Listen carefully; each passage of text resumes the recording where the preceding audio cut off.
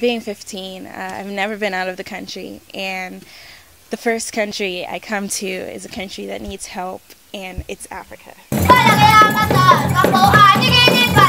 This week is gonna be like the most amazing week of my life.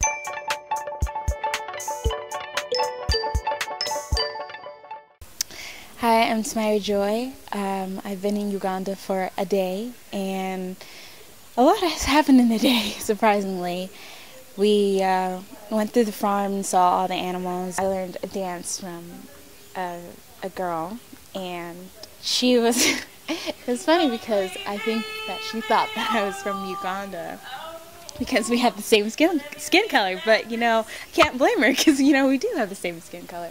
We went through the hospital, and there was this little girl roaming around. She was 7 years old, and she kept following us around and stuff, and we met her sister, and her sister's 13, and she was very happy. They both seemed like very happy girls. I showed them my phone, and it's, I don't think they've ever seen a phone. They were going through like all of my pictures. It was kind of funny though. Then I taught them how to play a few games on my phone, and they really enjoyed that. The older one wanted us to meet her mom, and so we went to the hospital and met her mom. Her mom was suffering from chest pains, and her mom smiled when we came in, so that was really nice to see. And the 13-year-old had to sleep on the floor to like watch her mom and stuff, and I thought that was a little sad, and kind of wanted to help a little bit, but it amazed me how happy she was, even with everything that was going on. Every day is so wonderful, suddenly it's hard to breathe. When I was, I think, about 9, my dad lost his job, and we had to live in our car for a few months. We had shelter over our heads, so it wasn't that bad, and it's not nearly as bad as here. It's not. I don't have to worry about my family being sick, and I think that's the best out of everything, is a healthy life. Okay, so it's day 2. We went to the give a goat thing, and it's kind of where a family has a goat, and they consume the milk and they sell the milk, and once it has offsprings they give it to another family, and ultimately one goat can help 5 families. So it's a really neat like sort of thing.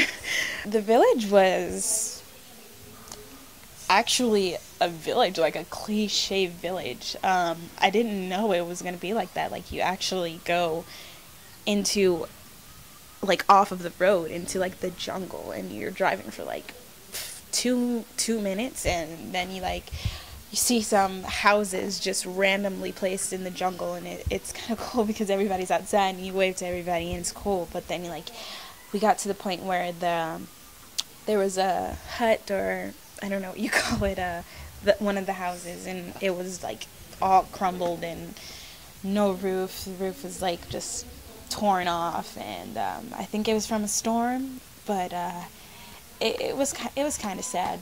Brian's sitting next to me, and like, he's a normal little boy, seemed happy, but you know, he's HIV positive, so it's a little sad to think about. But I mean, I've never been this close to a person before, but I met a lot of people. I'm just learning right now that I met a lot of people that are HIV positive, so it doesn't make me think of them any different, but it's just kind of crazy. Day 3 of us in Uganda, and we're here with Billy again, and I guess we are going to talk about what happened yesterday. There's 2 girls that I've gotten to know that are at the hospital, that are kind of living there, I guess, with their mom while she's in the hospital. She's suffering from chest pain, and she's really skinny. And I've kind of grown a relationship with them. They're kind of like my little sisters.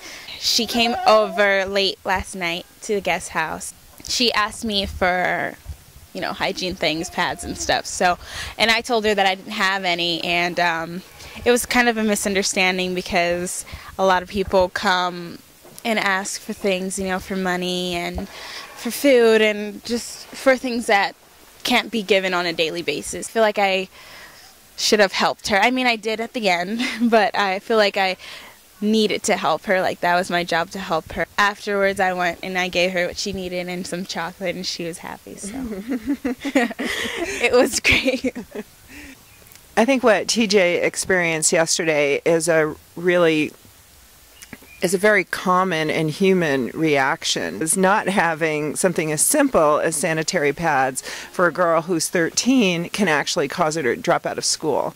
So there's huge ramifications if she feels embarrassed, if she feels like she can't care for herself, if she feels as though she'll be taunted and made fun of.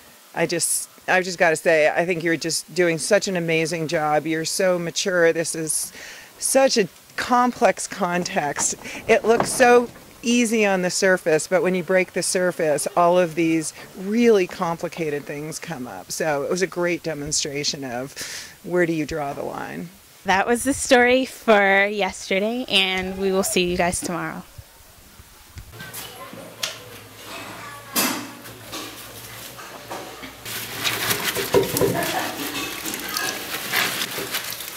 I hope my mom doesn't see this video. She'll probably make me wash my clothes like this.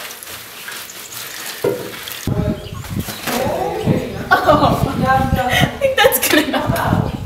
Another morning in Uganda. I went to Mugogo, which is a school that, just like my Child Foundation, does girl power. And I went to that school and I learned a dance from them. Well, first they danced for me, and they did like a whole like monologue, dramatic drama thing. They were amazing. Like those kids are crazy talented, and it looked really fun, really easy.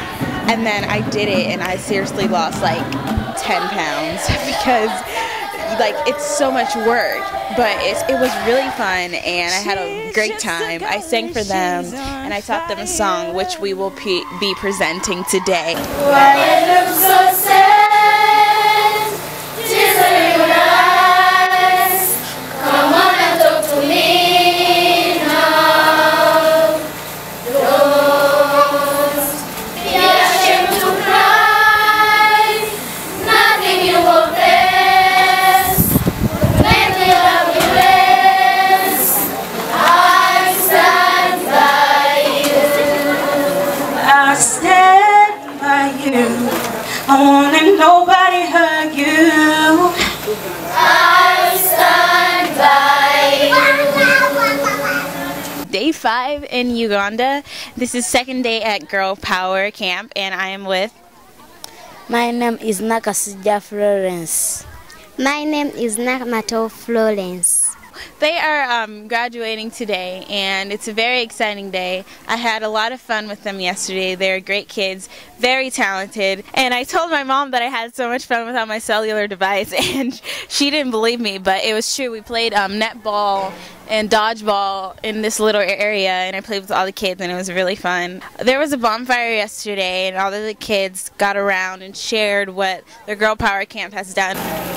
My life has changed a lot. Become confident when speaking to people. I can keep eye contact. Inspired me to see the bright future in time to come. I really thank you very much. I was so shy.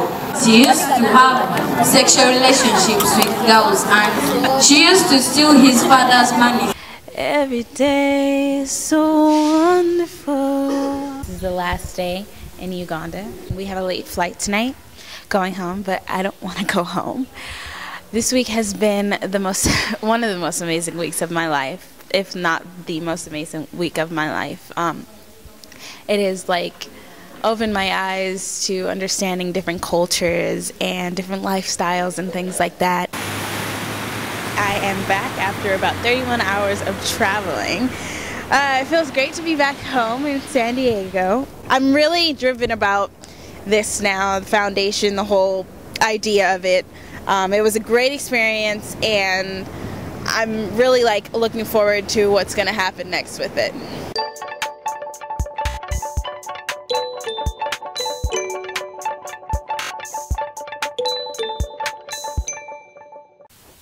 Sing one song. One song. He refuses to, but we'll come back to Billy later. He's not in the mood.